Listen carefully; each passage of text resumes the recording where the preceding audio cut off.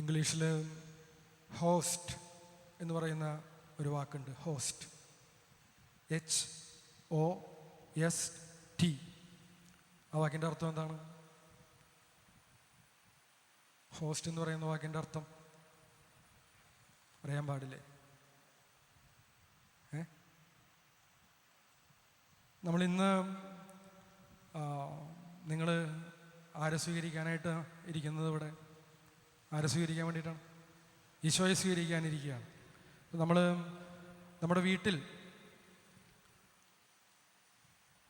സ്വീകരിക്കുന്നവർ, ഇപ്പോൾ ആരെങ്കിലും ഒരാൾ ഒരു അതിഥിക്ക് പറയുന്ന ഇംഗ്ലീഷ് വാക്ക് എന്താണ്?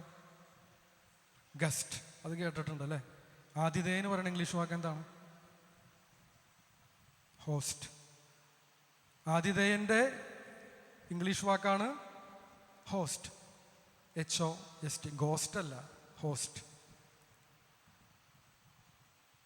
അപ്പം നിങ്ങളിന്ന് ഈശോയെ സ്വീകരിക്കാനായിട്ട് ഇവിടെ ഇരിക്കുമ്പോൾ, ഈശോയെ ഒന്ന് സ്വീകരിക്കുമ്പോൾ ആരാണ് ഹോസ്റ്റ്? നിങ്ങളാണ് അല്ലേ? നിങ്ങളാണ് ആതിഥേയർ അല്ലേ? സ്വീകരിക്കുന്ന ആൾക്കാർ. അപ്പം ഈശോ ആരാണ്?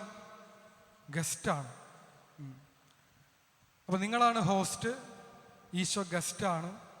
പക്ഷെ ഈ ഈശോ ഇന്ന് ഗസ്റ്റായിട്ട് നിങ്ങളുടെ ജീവിതത്തിലേക്ക് എങ്ങനെയാണ് വരുന്നത്?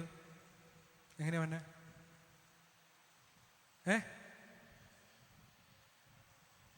ഓസ്തിയിൽ അല്ലേ? ഓസ്തി രൂപനായിട്ട്, തിരുവോസ്തിയിൽ. അപ്പം ഗസ്റ്റായ ഈശോ വരുന്നത് ഓസ്തിയിലാണ് വരുന്നത്. ഓസ്തി എന്നുള്ള വാക്കിൻ്റെ, മലയാളം വാക്കിൻ്റെ ഇംഗ്ലീഷ് പദം എന്താണ്? ഉറക്കെ പറഞ്ഞു. ഹോസ്റ്റ്. ഹോസ്റ്റ് എന്നാണ് പറഞ്ഞത്. മിടുക്കി. ഓസ്തി എന്നുള്ള വാക്കിൻ്റെ ഇംഗ്ലീഷ് വാക്ക് ഹോസ്റ്റ് എന്ന് തന്നെയാണ്. ഇപ്പം ആ കൺഫ്യൂഷൻ ആയല്ലോ. നിങ്ങൾ പറയണു നിങ്ങളാണ് ഹോസ്റ്റ് അല്ലേ? നിങ്ങളാണ് ഈശോയെ സ്വീകരിക്കുന്ന ആതിഥേയർ. ഈശോ അതിഥിയായിട്ടാണ് വരുന്നത്. പക്ഷെ അതിഥിയായിട്ട് വരുന്ന ഈശോ വരുന്ന രൂപം ഹോസ്റ്റിൻ്റെ രൂപത്തിലാണ്. അതാകെ കൺഫ്യൂഷനാണ്. അതിഥി ആരാണ്, ആതിഥേയൻ ആരാണ് എന്നുള്ള കൺഫ്യൂഷനാണ്. വാസ്തവത്തിൽ അതിഥിയായി ഇന്ന് നിങ്ങളുടെ ജീവിതത്തിലേക്ക് കടന്നു വരുന്ന ഈശോ, ഈ ഇംഗ്ലീഷ് പദം സൂചിപ്പിക്കുന്നത് പോലെ, ഓസ്തി എന്നുള്ള വാക്കിൻ്റെ ഇംഗ്ലീഷ് പദം ആയിട്ടുള്ള ഹോസ്റ്റ്, ആ പദം അതിൻ്റെ അർത്ഥം ആതിഥേയൻ എന്നാണ്. ആ പദം സൂചിപ്പിക്കുന്നത് പോലെ തന്നെ നിങ്ങളുടെ ജീവിതത്തിൻ്റെ ആതിഥേയനായിട്ട് മാറുന്ന ദിവസമാണ് വിശുദ്ധ കുർബാന നിങ്ങൾ സ്വീകരിക്കുന്ന ഈ ദിവസം. അതിഥിയായിട്ട് കടന്നു വന്ന് നമ്മെ സ്വർഗത്തിലെ അതിഥിയാക്കി മാറ്റുന്ന ആതിഥേയനാണ് തിരുവോസ്തിയിലെ ഈശോ. എന്താണ്? അതിഥിയായിട്ട് നിങ്ങളുടെ ജീവിതത്തിലേക്ക് കടന്നു വരുന്നു, എന്നിട്ട് നിങ്ങളെ സ്വർഗത്തിലെ അതിഥിയാക്കി മാറ്റുന്ന ആതിഥേയനാണ് തിരുവോസ്തിയിലെ ഈശോ. അപ്പം ഈശോ നിങ്ങളുടെ ജീവിതത്തിലേക്ക് ഈ ഹോസ്റ്റായിട്ട്, ഓസ്തിയായിട്ട് കടന്ന് വരുന്നു, ഗസ്റ്റായിട്ട് വരുന്നു. വന്നിട്ട് ഈശോ നിങ്ങളുടെ ഹൃദയത്തിൽ എന്താണ് ഒരുക്കുന്നത്? ഒരു സ്വർഗീയ വിരുന്ന് ഒരുക്കുകയാണ്. ഈശോ ഒരുക്കുന്ന സ്വർഗീയ വിരുന്നിലെ, അവിടുത്തെ സ്വർഗീയ വിരുന്ന് ഒരുക്കുന്ന ആളാരാണ്? ഹോസ്റ്റാണ്, ആതിഥേയനാണ്.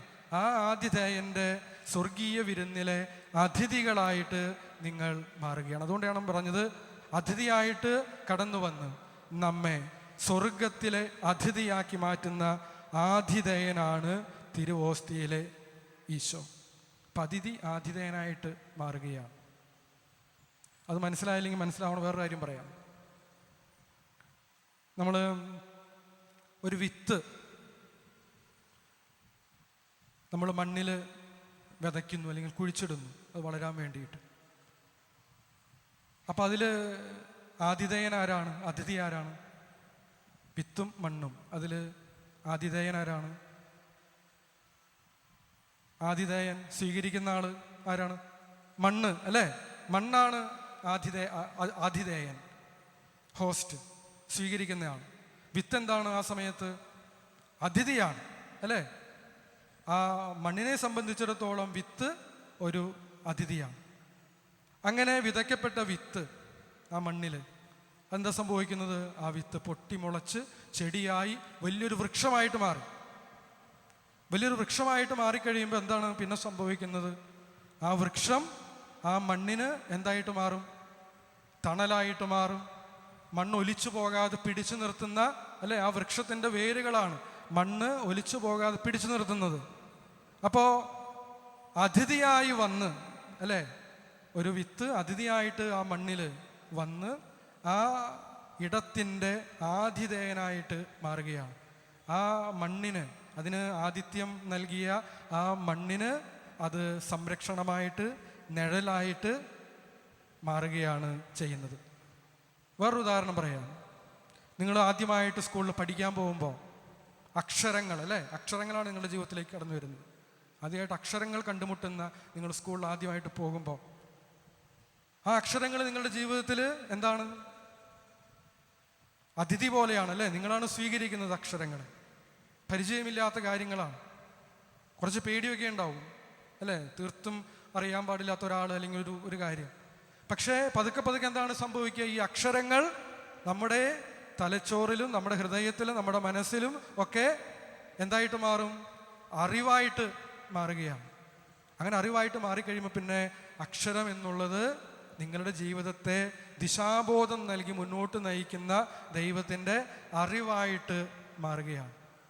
അത് നിങ്ങളുടെ ഉത്തരവാദിത്തം, നിങ്ങളുടെ ചാർജ് ഏറ്റെടുക്കുന്ന ഒരു അവസ്ഥയായിട്ട് മാറുകയാണ്. അപ്പം അതുകൊണ്ട് സ്നേഹമുള്ള മക്കളെ, വിത്തായിട്ട് നിങ്ങളുടെ ജീവിതത്തിലേക്ക് വരുന്ന ഈശോയെ ഒരു മരമായി, നിങ്ങൾക്ക് സംരക്ഷണം നൽകുന്ന, നിങ്ങൾക്ക് തണൽ നൽകുന്ന ഒരു മരമായിട്ട് വളരാനായിട്ട് അനുവദിക്കുക എന്നുള്ളതാണ് ഒരു കാര്യം. അക്ഷരങ്ങളായിട്ട് നിങ്ങളുടെ ജീവിതത്തിലേക്ക് കടന്നു വരുന്ന ഈശോയെ നിങ്ങളുടെ ജീവിതത്തിൻ്റെ ദിശാബോധം നിർണ്ണയിക്കുന്ന അറിവായിട്ട് വളരാൻ നിങ്ങളുടെ ജീവിതത്തിൽ അനുവദിക്കുക എന്നുള്ളതാണ് ഇന്ന് ഈശോയെ നിങ്ങൾ സ്വീകരിക്കുമ്പോൾ ചെയ്യേണ്ടുന്ന കാര്യം. അതിഥിയായി നിങ്ങളുടെ ജീവിതത്തിലേക്ക് ഇന്ന് കടന്നു വരുന്ന ഈശോയെ നിങ്ങളുടെ ജീവിതത്തിൻ്റെ ആതിഥേയനാക്കി മാറ്റാനായിട്ട് നിങ്ങൾ അനുവദിക്കുക എന്നുള്ളതാണ് വിശുദ്ധ കുർബാന സ്വീകരിച്ച് മുന്നോട്ട് പോകുമ്പോൾ നിങ്ങൾ ചെയ്യേണ്ടുന്ന കാര്യം. അപ്പം അതുകൊണ്ട് നമുക്കിതെങ്ങനെ ഈശോയെ നമ്മുടെ ജീവിതത്തിൻ്റെ ഈ തണൽ നൽകുന്ന, സുരക്ഷിതത്വം നൽകുന്ന ഈ വിത്തായിട്ട് വന്ന് അതുപോലൊരു വൃക്ഷമായിട്ട് നമ്മുടെ ജീവിതത്തിൻ്റെ നിയന്ത്രണം ഏറ്റെടുക്കുന്ന ഒരാളാക്കി മാറ്റാനായിട്ട് സാധിക്കും? എങ്ങനെ ഈ അക്ഷരങ്ങൾ കണക്ക് നമ്മുടെ ജീവിതത്തിലേക്ക് വരുന്ന ഈശോയെ ഒരു അറിവായിട്ട്, നമ്മുടെ ജീവിതത്തിന് ദിശാബോധം നൽകുന്ന ദൈവത്തിൻ്റെ അറിവായിട്ട് എങ്ങനെ വളരാനായിട്ട് നമുക്ക് അനുവദിക്കാനായിട്ട് സാധിക്കും? ഒരു അതിഥിയായിട്ട് വരുന്ന ഈശോയെ, നിങ്ങളുടെ ഹൃദയത്തിലേക്ക് വരുന്ന ഈശോയെ നിങ്ങളുടെ ജീവിതത്തിൻ്റെ ആതിഥേയനാക്കി താക്കോല് കൊടുക്കാൻ നിങ്ങൾക്ക് എങ്ങനെ സാധിക്കും എന്ന് ചോദിക്കുമ്പോൾ നിങ്ങൾ ജീവിതത്തിൽ എന്നും ഓർത്തിരിക്കുക, ഹോസ്റ്റ്, HOST. ഈ HOST, ഈ 4 ആൽഫബറ്റുകൾ പറയുന്ന കാര്യം നിങ്ങൾ എന്നും നിങ്ങളുടെ ജീവിതത്തിൽ പ്രാവർത്തിക്കാനായിട്ട് ശ്രമിക്കുക. H എന്ന് പറഞ്ഞാൽ ഹലോ. നമ്മൾ ഹലോ എന്ന് പറയില്ലേ? ആരെങ്കിലും കാണുമ്പോൾ, ഈശോയെ കാണുമ്പോൾ പറയുമോ ഹലോ? പറയും. Very good. ഈശോയെ കാണുമ്പോൾ നമ്മൾ പറയുന്ന ഹലോയാണ് നമ്മുടെ ജീവിതത്തിൽ എന്ത് പ്രാർത്ഥന, അല്ലേ? ഈശോയായിട്ട് ഹലോ പറഞ്ഞ് സ്നേഹ സംഭാഷണത്തിൽ, ഹാർട്ട് ടോക്ക്, ഹൃദയ ഭാഷണത്തിൽ ഏർപ്പെടുന്നതാണ് പ്രാർത്ഥന എന്ന് പറയുന്നത്. അപ്പോൾ ഈശോയുമായിട്ട് നിങ്ങൾ നിരന്തരമായ ഈ ഹൃദയ ഭാഷണത്തിൽ ഈശോയോട് എപ്പോഴും ഹലോ പറയാനായിട്ട്, ഹീ, അല്ല, ഇപ്പം ഹീ എന്നൊക്കെയാണ് പറയുന്നത്, അത് പറയാനായിട്ട് നമുക്ക് സാധിക്കുക. പ്രാർത്ഥനയുടെ മക്കളായിട്ട് വളരാൻ നമുക്ക് സാധിക്കുമ്പോൾ ഈശോ അതിഥിയായിട്ട് നമ്മുടെ ജീവിതത്തിൽ നിൽക്കില്ല, ഈശോ നമ്മുടെ ആതിഥേയനായിട്ട് മാറും. ഈശോ നമുക്ക് സംരക്ഷണം നൽകുന്ന വലിയ മരമായി, ഒരു വിത്തായിട്ട് നിൽക്കില്ല, ഒരു മരമായിട്ട് ഈശോ നമ്മുടെ ജീവിതത്തിൽ വളരും. വെറും അക്ഷരങ്ങളായിട്ട് നിൽക്കില്ല, വലിയ അറിവായിട്ട്, സാൻമാർഗികമായിട്ട്, ധാർമ്മികമായിട്ടുള്ള അറിവുകളൊക്കെ നൽകുന്ന, സ്നേഹത്തിൻ്റെ അറിവ് നൽകുന്ന ഒന്നായിട്ട്, ദിശാബോധം നൽകുന്ന ഒരാളായിട്ട് ഈശോ മാറും. രണ്ടാമത്തെ ആൽഫബറ്റ് എന്താണ്? ഹോസ്റ്റിൽ H കഴിഞ്ഞു. O എന്ന് പറഞ്ഞ എന്താണ്? ഒബേ. ഒബേ എന്ന് പറഞ്ഞ എന്താണ്? അനുസരിക്കുക. ആരെ അനുസരിക്കണം? ആരെ അനുസരിക്കേണ്ടത്? ഈശോയെ, പരിശുദ്ധാത്മാവ് നമ്മുടെ ഉള്ളിൽ നൽകുന്ന ചില നിമന്ത്രണങ്ങളുണ്ട്. നല്ല കാര്യങ്ങൾ ചെയ്യാനായിട്ട് പറയും, തെറ്റ് ചെയ്യാനായിട്ട് തോന്നുമ്പോൾ അത് ചെയ്യരുതെന്ന് പറയും. ആ കാര്യങ്ങൾ നിങ്ങൾക്കിപ്പോൾ വളരെ വ്യക്തമായിട്ട് കേൾക്കാൻ പറ്റും. കുറെ കൂടെ വലുതായി വരുമ്പോൾ വേറെയും സ്വരങ്ങൾ നിങ്ങളുടെ ഹൃദയത്തിൽ മനസ്സിൽ കടന്നുകൂടും. അപ്പോൾ വ്യക്തത കുറവ് വരും. ആ വ്യക്തത ഒരിക്കലും നഷ്ടപ്പെടാത്ത വിധം ഈശോ നിങ്ങളുടെ ഹൃദയങ്ങളിൽ നിറഞ്ഞിരിക്കുമ്പോൾ, പരിശുദ്ധാത്മാവിൻ്റെ നിറവ് നിങ്ങൾക്കുണ്ടാകുമ്പോൾ അവിടുത്തെ സ്വരം വ്യക്തമായിട്ട് കേൾക്കാനായിട്ട് നമുക്ക് സാധിക്കും. നമ്മൾ ട്യൂൺ ചെയ്ത് വയ്ക്കണം. ഇപ്പോൾ റേഡിയോയിൽ നമുക്ക് ഇന്ന സ്റ്റേഷനിൽ നിന്നുള്ള പാട്ട് കേൾക്കണമെന്നുണ്ടെങ്കിൽ നമ്മളതനുസരിച്ച് ട്യൂൺ ചെയ്യണം. എന്നാലാണ് ആ സിഗ്നലുകൾ നമ്മുടെ റേഡിയോയ്ക്ക് റിസീവ് ചെയ്ത് പാട്ട് പുറപ്പെടുവിക്കാൻ പറ്റുള്ളൂ. എന്ന് പറഞ്ഞതുപോലെ നിങ്ങൾ ഈശോയുടെ സ്റ്റേഷനിലേക്ക് ട്യൂൺ ചെയ്ത് വെച്ചാലാണ് ഈശോ പറയുന്ന കാര്യങ്ങൾ വ്യക്തമായിട്ട് കേൾക്കാനായിട്ട് സാധിക്കുക. അത് ജീവിതത്തിൽ അനുസരിക്കാനായിട്ട്, ഒബേ ചെയ്യാനായിട്ട് സാധിക്കും. അപ്പോൾ ഒബേ ചെയ്യുന്ന മക്കളായിട്ട് വളരണം. ഹലോ പറയണം, ഒബേ ചെയ്യണം. മൂന്നാമത്തെ എന്താണ് വാക്ക്? Alphabet yes. യെസ് എന്ന് പറഞ്ഞാൽ എന്താണ്? ഷെയർ. ഷെയർ ചെയ്യുക. ഷെയർ ചെയ്യാന്ന് പറഞ്ഞാൽ എന്താണ്? നമുക്കുള്ളത് പങ്കുവയ്ക്കുക. ഈശോ ഈ തിരുവോസ്തിയിൽ വരുമ്പോൾ എന്താ ചെയ്യണേ? ഈശോ ഷെയർ ചെയ്യാണ്. വെറുതെ ചുമ്മാ ഈശോയുടെ കയ്യിലുള്ള എന്തെങ്കിലും ഒരു കളിപ്പാട്ടമാണോ നിങ്ങൾക്ക് ഷെയർ ചെയ്യണേ? പിന്നെ എന്താ ഷെയർ ചെയ്യണേ? ഈശോയെ തന്നെ ഷെയർ ചെയ്യണം. ഈശോയെ തന്നെ നൽകുകയാണ്, മുറിച്ച് നൽകുകയാണ്. ഈ കുരിശിൽ ഈശോ മരിച്ചത് അതിന് വേണ്ടിയിട്ടാണ്. പൂർണ്ണമായും ഈശോയെ തന്നെ നമുക്ക് നൽകാൻ വേണ്ടിയിട്ട്. നിങ്ങളിന്ന് ഈശോയെ സ്വീകരിക്കുമ്പോൾ ഈശോയുടെ ആ ഷെയറിങ്ങിലാണ് നിങ്ങൾ പങ്കുചേരുന്നത്. ഈശോയുടെ ഷെയറിങ്ങിൽ പങ്കുചേരുന്ന നിങ്ങൾക്ക് നിങ്ങളുടെ ചുറ്റുമുള്ളവർക്ക് ഷെയർ ചെയ്യാതെ ജീവിക്കാൻ പറ്റുമോ? പറ്റില്ല. എപ്പോഴും നമ്മുടെ കയ്യിലുള്ളത് മറ്റുള്ളവരുമായിട്ട് പങ്കുവയ്ക്കാനായിട്ട്. അത് ചില സമയത്ത് വേദന വരും നമുക്കങ്ങനെ പങ്കുവയ്ക്കാൻ. നമുക്ക് ഏറ്റവും ഇഷ്ടമുള്ളത് വേറെ ആൾക്ക് കൊടുക്കാനായിട്ട് നമുക്ക് ഇഷ്ടമാണോ? ഇഷ്ടമല്ല. പക്ഷെ അതുപോലും കൊടുക്കാനായിട്ട് ഈശോ തൻ്റെ ജീവൻ പോലും ഷെയർ ചെയ്തതുപോലെ നമുക്ക് ഏറ്റവും ഇഷ്ടമുള്ളതും വേറൊരാൾക്ക് അത്യാവശ്യമാണ്. എനിക്ക് ചിലപ്പോൾ ഇതൊരു ആഡംബരമായിരിക്കും, എൻ്റെ ഒരു കളിപ്പാട്ടം എന്നെ സംബന്ധിച്ച് ഒരു ലക്ഷറി ആയിരിക്കും. പക്ഷെ വേറൊരാളെ സംബന്ധിച്ച് അവന് ഒന്നുമില്ലാത്തവന് അതൊരു അത്യാവശ്യമായിരിക്കും. അപ്പം എൻ്റെ ആഡംബരങ്ങൾ എനിക്ക് മനസ്സിന് വേദനിക്കുമെന്നുണ്ടെങ്കിൽ പോലും അത് അത്യാവശ്യമായിട്ടുള്ള ഒരാൾക്ക് ഷെയർ ചെയ്യാനായിട്ട്, പങ്കുവയ്ക്കാനായിട്ട് നമുക്ക് സാധിക്കുമ്പോഴാണ് തന്നെ പങ്കുവെച്ച, മുറിച്ച് നൽകിയ ഈശോയുടെ സ്നേഹം നിങ്ങളും ഷെയർ ചെയ്ത് പങ്കുവയ്ക്കാനായിട്ട് നിങ്ങൾക്ക് സാധിക്കുക. ഹോസ്റ്റിൻ്റെ അവസാനത്തെ ആൽഫബറ്റ് എന്താണ്? ടി. എന്താണ്? ട്രസ്റ്റ്. ആരിലാണ് നമ്മൾ ട്രസ്റ്റ് ചെയ്യേണ്ടത്? ഈശോയിൽ ട്രസ്റ്റ് ചെയ്യുക, ഈശോയിൽ ശരണപ്പെടുക. ജീവിതത്തിൽ എപ്പോഴും കാര്യങ്ങൾ ഇതുപോലെ, ഇന്നൊക്കെ നല്ല രസമാണ് അല്ലേ, വലിയ സന്തോഷമാണ്. നല്ല ഡ്രസ്സൊക്കെ ഇട്ട് എല്ലാവരുടെയും മുമ്പിൽ നിങ്ങളാണിന്ന് താരങ്ങൾ അല്ലേ, എല്ലാവരും നിങ്ങളെ ശ്രദ്ധിച്ചിരിക്കുക. വലിയ സന്തോഷത്തിൻ്റെ സമയമാണ്. എപ്പോഴും സന്തോഷമായിരിക്കില്ല. ജീവിതത്തിൽ വേദനകളുണ്ടാവും, ബുദ്ധിമുട്ടുകളുണ്ടാവും, കഷ്ടപ്പാടുകളൊക്കെ വരും. കുടുംബത്തിലായാലും നിങ്ങളുടെ വ്യക്തി ജീവിതത്തിലായാലും. അപ്പോഴൊക്കെ നമ്മൾ ഭയപ്പെടേണ്ട കാര്യമില്ല. ഈശോ നമ്മുടെ കൂടെയുണ്ട്. ആ ഈശോയിൽ ട്രസ്റ്റ് ചെയ്ത് മുന്നോട്ട് പോവുക. ഇങ്ങനെ നിങ്ങൾക്ക് ഈ ഈശോയെ ഇത്തരത്തിൽ ഈശോയുമായിട്ടുള്ള നിങ്ങളുടെ ബന്ധം വളർത്താനായിട്ട് നിങ്ങൾക്ക് സാധിച്ചാൽ, ഈ ഹോസ്റ്റ് എപ്പോഴും ഓർത്തിരിക്കുക. ഹോസ്റ്റ് എന്ന് പറഞ്ഞാൽ ആതിഥേയൻ അല്ലേ. ഈശോയെ ആതിഥേയനാക്കി മാറ്റേണ്ടവരാണ് നമ്മൾ. അപ്പോൾ ഈ വാക്കെപ്പോഴും ഓർത്തിരിക്കുക. ഹോസ്റ്റ് എന്ന് പറഞ്ഞാൽ ആതിഥേയൻ മാത്രമല്ല, വേറെന്താണ് അതിൻ്റെ അർത്ഥം? മറ്റൊരർത്ഥം എന്താണ് ഹോസ്റ്റിൻ്റെ മറ്റേ അർത്ഥം? ഓസ്തി, തിരുവോസ്തി. അപ്പോൾ നിങ്ങൾ നിങ്ങളുടെ ജീവിതത്തിൽ ഇന്ന് വിശുദ്ധ കുർബാന സ്വീകരിക്കുമ്പോൾ ഓർത്തിരിക്കാനായിട്ടുള്ളൊരു വാക്കാണ് ഹോസ്റ്റ്. ഈശോയെ നിങ്ങളുടെ ജീവിതത്തിൽ ആതിഥേയനാക്കണം. അതിഥിയല്ല, ഗസ്റ്റല്ല, ഹോസ്റ്റാക്കണം. ഈശോ നിങ്ങളുടെ ജീവിതത്തിലേക്ക് കടന്നു വരുന്നത് ഹോസ്റ്റായിട്ടാണ്, ഓസ്തിയായിട്ടാണ്, ആതിഥേയനായിട്ടാണ് എന്ന് തിരിച്ചറിവ് നിങ്ങൾക്കുണ്ടാകണം. ഈ 4 വാക്കുകൾ ഹലോ പറയാനായിട്ട് ഈശോയുടെ എപ്പോഴും അല്ല, എല്ലാ ദിവസവും രാവിലെ എഴുന്നേൽക്കുമ്പോഴും നടക്കുമ്പോഴും കിടക്കുമ്പോഴും ഭക്ഷണം കഴിക്കുന്നതിന് മുമ്പൊക്കെ ഈശോയുടെ ഹലോ പറയുന്ന, പ്രാർത്ഥിക്കുന്ന മക്കളായിട്ട് മാറുക.